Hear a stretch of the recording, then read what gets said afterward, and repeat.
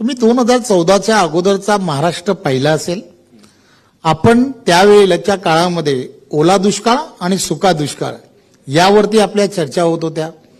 ओला दुष्काळ जास्त पाऊस पडला म्हणून नुकसान व्हायचं आणि बऱ्याच ठिकाणी दुष्काळामुळे त्या ठिकाणी चारा केंद्र उभारणं वगैरे अशी सगळी परिस्थिती असायची. त्यामुळे महाराष्ट्रामधली असणारी परिस्थिती जर बदलायची असेल तर मराठवाडा असेल किंवा हा जो भाग आहे काही भागांमध्ये की त्या ठिकाणी पाऊसच पडत नव्हता. त्यामुळे त्या ठिकाणी शेती होणं किंवा शेतकऱ्यांना त्या सगळ्या भागांमध्ये पाणी नसल्यामुळे शेती करता येत नव्हती. नरेंद्र मोदीजींच्या नेतृत्वामध्ये 2014च्या नंतर देवेंद्रजींच्या नेतृत्वामध्ये आपण पाहिलं. मग तो आटपाडी असेल की जो आपण सांगलीच्या पुढचा जो भाग आहे या सर्व भाग जर तुम्ही पाहिला असेल तर या ठिकाणी कशा पद्धती टेंबूचं असणारं तिथलं पाणी असेल की ते आणण्याचं काम असेल किंवा मराठवाडा ग्रीड नदीजोड प्रकल्प या सगळ्या गोष्टींच्या माध्यमातून सिंचन हे सामान्य पूर्णच्या पूर्ण महाराष्ट्रातील असणाऱ्या कानाकोपऱ्यातील असणाऱ्या प्रत्येक भागामध्ये त्याची व्यवस्था झाली पाहिजे.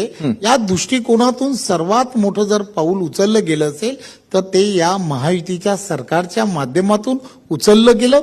मोठ्या प्रमाणामध्ये काही प्रकल्प की जे कुठेतरी बंद पडले होते किंवा त्या प्रकल्पांना पुन्हा एकदा मंजुरी देऊन हे सर्व प्रकल्प जवळजवळ 100-150 पेक्षा जास्त प्रकल्पांना पुन्हा मंजुरी देऊन त्या सगळ्यांची कामं सुरू झाली आणि हा पूर्ण महाराष्ट्र जो आहे तो ओलिताखाली आणण्याचं काम हे महायुतीच्या सरकारच्या माध्यमातून केलं गेलं.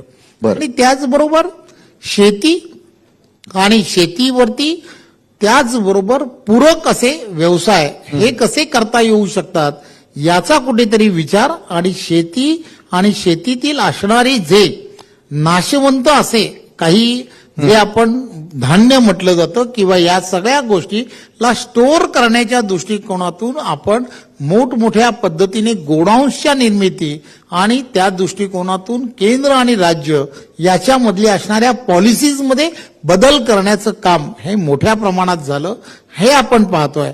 त्यामुळे आपला या सगळ्या ग्रामीण भागातील असणारा प्रत्येक जो आपण शेतकरी आहे या शेतकऱ्याला एक वेगळ्या पद्धतीने आधार देण्याचं काम हे या महायुतीच्या सरकारच्या माध्यमातून हे सातत्याने करण्यात आलं.